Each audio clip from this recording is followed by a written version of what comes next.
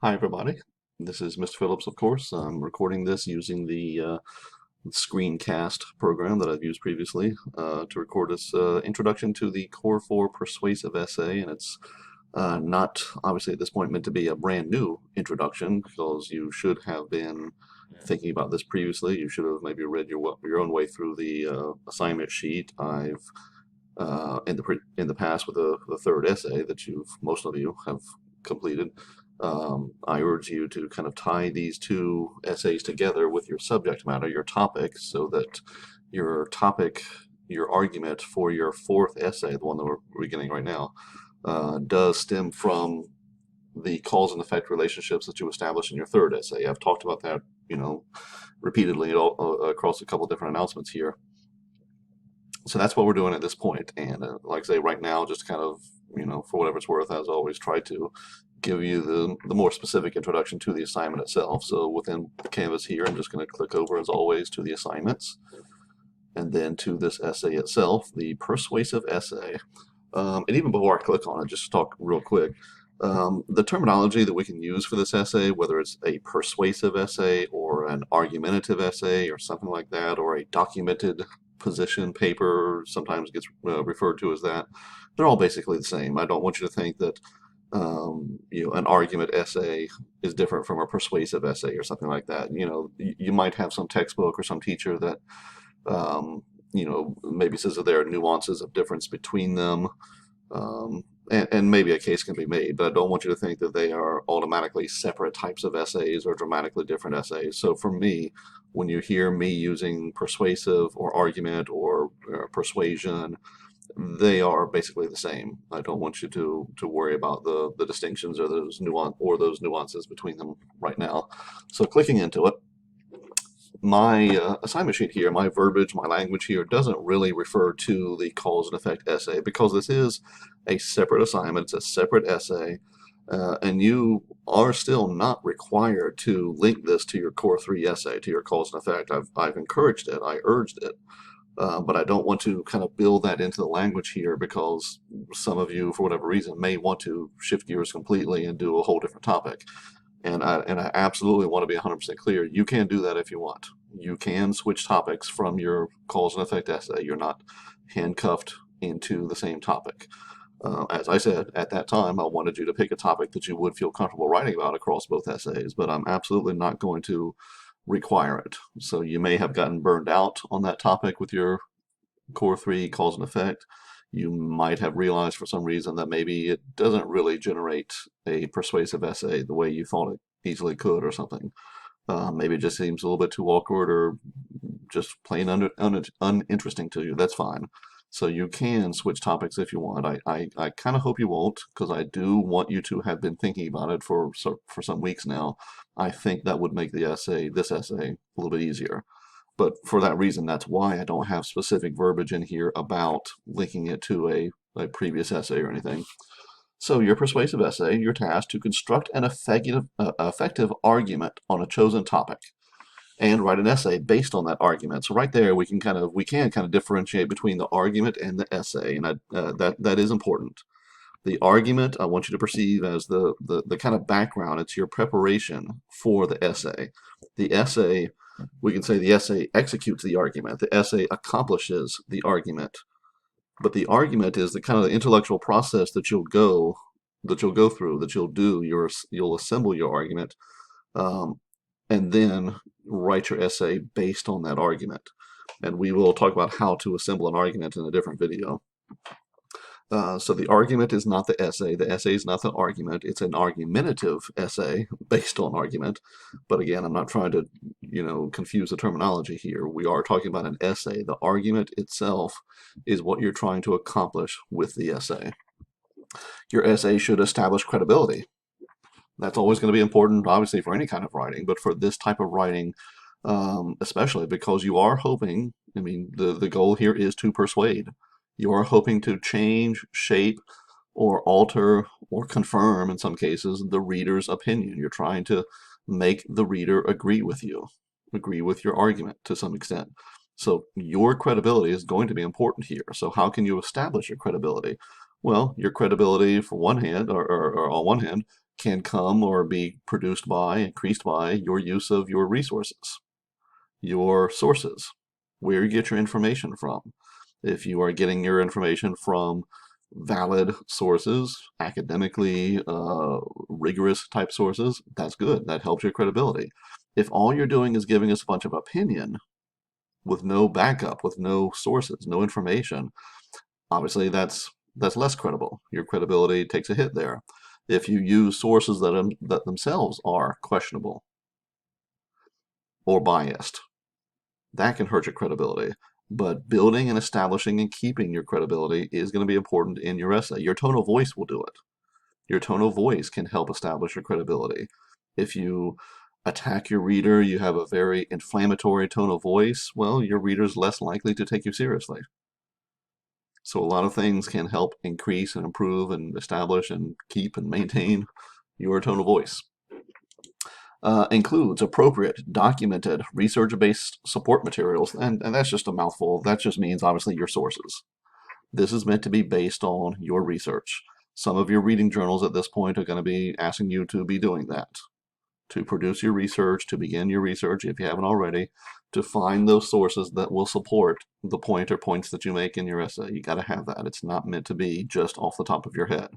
The cause and effect essay I tried to say was it could be sufficient just off your own explanation.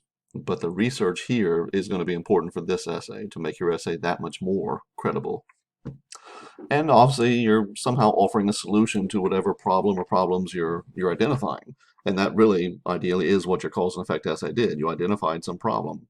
The problem either of us wanting as a society or something to stop something from causing something else, or the problem of making sure that it causes something else. And again, for this essay, you can do either. You can argue how we can stop something. You can, stop A from causing B, or you can argue how we can make sure that A causes B. But either way, that is what you're trying to do. You're trying to establish a solution to make that happen. Your objectives, kind of the same as always. To construct an argument appropriate for your audience. You are targeting a specific audience, as always. You're trying to persuade them. You're not trying to persuade everybody across the board. You are trying to persuade those people based on their values, based on their power to enact something, based on their involvement in the topic or in the issue, or how they are affected by it, etc. So think about how you can convince those people. To demonstrate your knowledge, your application of argumentative and persuasive techniques, which we'll keep talking about, your ability to distinguish fact, opinion, speculation, and assumption, etc. You really can use all of these in your essay. You can use, obviously, facts, but you can use opinions, but you need to be clear that they are opinions. Opinions based on solid experience and expertise, that's fine. Even in real life court cases, witnesses are drawn to testify based on their opinion, based on their knowledge, their opinion based on knowledge, etc., their experience in a field. It may be only an opinion, but an expert opinion can be valuable. So you can use people's opinions to support your own, but you just have to be fair and clear and understand for yourself and be clear with your reader that it is just an opinion. Speculation, assumption, the same thing. Don't mix all these together. Speculation is not fact. Fact is not opinion. Assumptions are not fact. They may be solid, safe assumptions, but it still would be just an assumption. But like I say, depending on how you mix one of these in, you can use or utilize all of these as part of your argument. To select, analyze, and incorporate relevant sources, research. And it's really 3 steps there: to select it, to find it, identify it, analyze it, to see exactly how it can be useful to support your points, and then incorporate it. And the incorporation might be just the mechanics, the MLA, the citations, the references, the works cited, the quotation marks, knowing what goes inside quotation marks, etc. And to anticipate, respond to argumentative opposition to some extent, understanding that you may have opponents. You may have people who disagree with you. Why are those people wrong? Why should I agree with you and not them? And in a kind of a simplistic sense, the 2 things you have to do to win an argument, you have to tell me why you're right, and you have to tell me why other people are wrong. So be prepared to some extent to do that inside your essay. Tell me why you're right, tell me why other people might be wrong. And I can't give you a ratio, whether it's 2 pages of each or 75%, 25%. I can't give you that ratio, but be prepared to do that. To properly quote and cite external sources, I say 3 to 4 sources.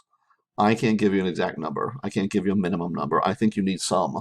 There's my minimum number. How's that? Some. Is it 3 to 4 across a 3 to 4 to 5 page essay? Okay, that might work. That might be fine. But I think you need more than one, because if it's just more than one, I hope you understand what I'm saying when I say this, it just turns into a book report. You're just telling me what your one source says.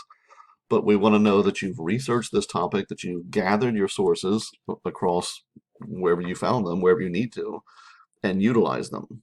Don't just find one and say, okay, I'm just going to throw all my hope into this one source and hope it's a good one.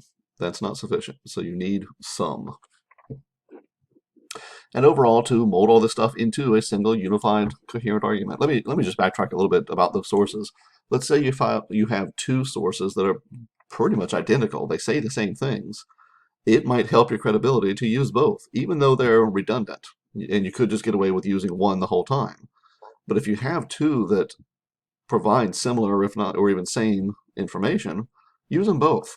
At the very least, what message you're sending to your reader is, look how much research I've done. I found 2, 3, 4 sources.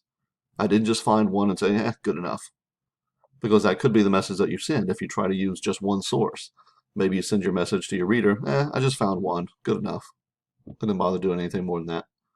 So if you can use 2, 3 sources, even if they agree, even if each one has pretty much the same information and one little bit you get from one source and another little bit you get from another source, use them both. Because that tells the reader that you've done that much more research and that much more reading and preparation. Your topics. I mentioned this forbidden zone, topics that I think are a little bit worn out, topics that I think are a little bit broad to do within the scope of a 3, 4, 5 page essay. I mean, if you look at some of them, I hope you'd understand why. To build a whole argument for or against capital punishment, that's a deep topic. Society has been arguing that for decades. It's hard to put that into 3 pages. Abortion, same thing, affirmative action, gay marriage, illegal immigration. They're hot button issues. They're popular in our society, but they're so deep. They're so intense. They're so multifaceted. It's just hard to do in a 3 page essay or 4 pages. So try to identify maybe some angle to it rather than just arguing against abortion or for abortion. Maybe find some specific angle to an abortion. Age limits, parental notification for minors, something like that. It's a little bit narrower focus than just for or against as a concept. Linking it to your cause and effect essay, again, try to work within the framework of trying to avoid these topics. And again, I'll be looking at your cause and effects here starting tomorrow, and I haven't yet, and I apologize for that. But do try to work your topic in such a way that it's not just one of these broad topics here. So we will talk more about how to argue.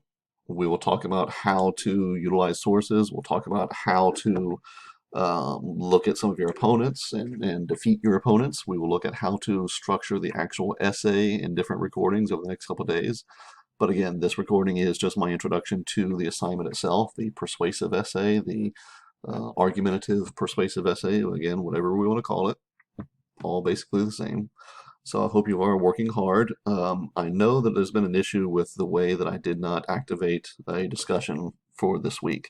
So I'm going to, for the next week, and maybe hopefully even tomorrow, I will activate discussions based on the readings that you should have been doing this week, and it's just an oversight on my part. I just forgot to click it to activate it. They don't activate immediately because I don't want people getting ahead of themselves in the sequence of assignments. So, I always mean to go in and activate the discussions, and somehow this week, and I think even a previous week, I didn't.